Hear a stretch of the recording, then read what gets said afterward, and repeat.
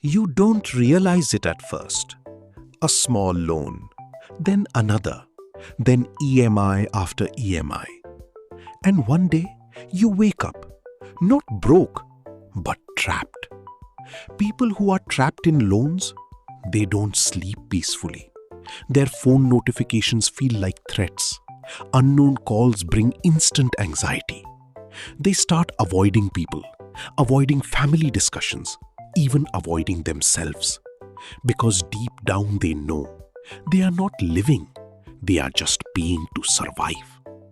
Loan trap is not just financial, it becomes mental. You feel pressure, you feel guilt, you feel stuck.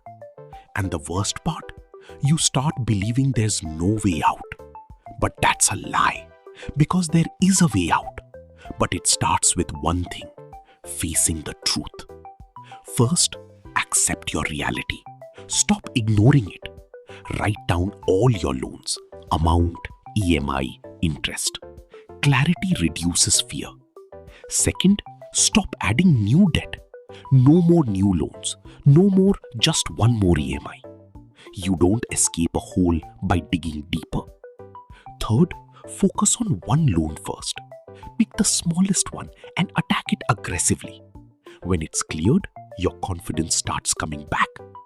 Fourth, increase your income, not just cut expenses.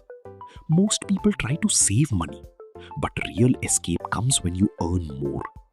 Learn a skill, start something small. Even a little extra income daily can change everything. Fifth, change your mindset. Stop living for status, start living for freedom. No one actually cares about your lifestyle.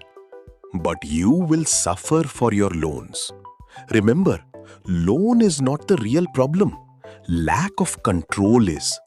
The moment you take control, you stop being trapped. And slowly, you become free again. Don't live to pay EMIs.